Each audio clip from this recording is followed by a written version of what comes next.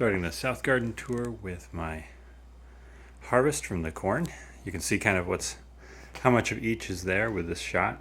Let's take a close look. Baker Creek Bloody Butcher. And this is the Oaxacan Green.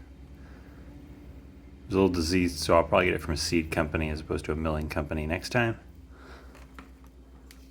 Here's some of my brother's popcorn, Glass Gem. Here's some other ones. This had a lot of leaves, very little disease. This had very little disease, although there was only one per stalk, where this was usually two per stalk. This was 1 to 2 per stalk, but the shady parts didn't get anything on it. We have in the North Garden, we got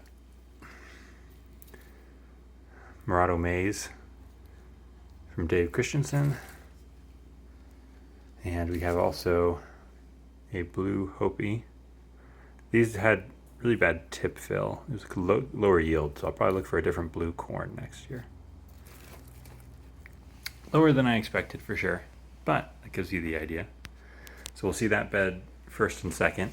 And the last bed we'll see comes from this. So this is just 5 feet of Christmas Lima, and that's continued to produce throughout the year.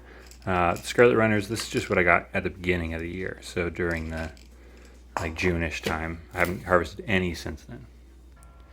On my other bed, so this was not a yield bed, I just threw the extras here. This is kind of the yield I got, plus these over here. I think it might have gotten more yield, even though there was only one row of 8-inch space. So definitely decrease the spacing for next year. So this is the corn that we have, just the actual plants themselves. The only thing to note was that the Oaxacan Green on the other side, the cobs actually dipped down at the end. So that was really good. All the other ones were straight up. And we just got our first rain today. This morning, so September 16th, 17th area. So I definitely need to plant in May every year. Time's looking good. The hatch peppers died, it seems. There's just so little nutrients that we're struggling in this bed. There's a couple alive. See there. That pepper's alive. This isn't doing well. It needs so many more nutrients. We struggle to grow eggplant here. This is coming back, so that's nice.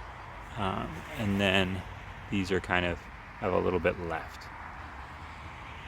Our lavender here was doing amazing and then just died. I think it's the heat.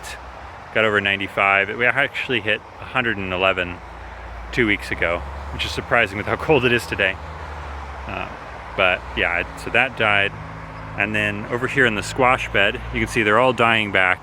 That heat really took a toll on them.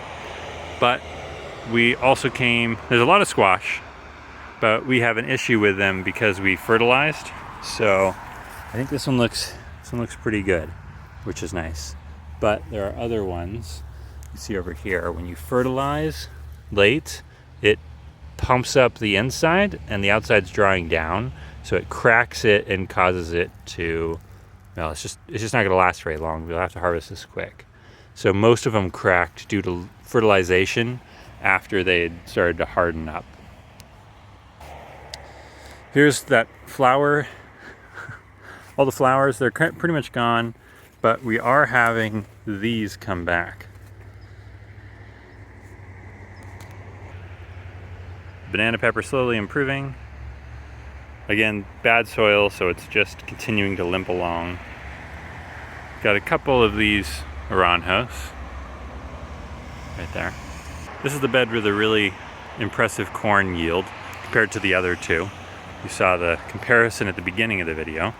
And also the stalks, you can see how strong they are. So that's been really good. If you come over here, you just get an idea of the spacing here. It's kind of 2 rows, 12-inch spacing, and that pollination was amazing. Yield was really good. So we'll see. Could be bed health as well. So we tried garbanzo beans midsummer, like a month and a half ago, and they just didn't come up, as you can see. And they're even starting to wilt in the heat. So this is definitely a spring crop. Do it in the spring. On the other hand, month and a half, 2 months ago, put in this cover crop and it's looking really good. So that's encouraging to see how much growth we got on that. We harvested all the beans from here.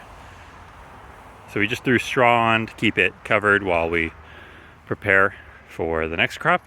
And then about a week ago, I put in Sonora wheat here.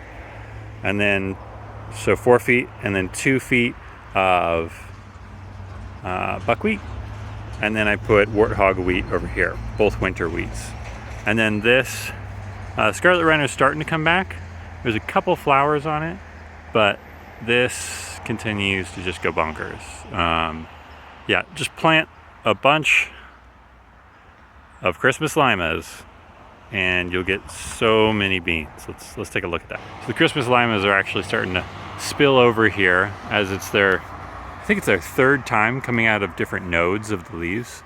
But you can see under here, there's good leaf cover and there's just pods everywhere. See, there's a bunch of dry pods. It just rained, so I'm gonna wait a couple days. But look at that coverage. It's just amazing. There's a little bit of die down right here at the bottom, but they're starting to come out of the nodes again, so that'll cover up quickly. As a quick comparison, let's travel over to here. These are Kentucky Wonder Beans. So you can see there's some of them here, but some of them are starting to die down over here. So not quite as good.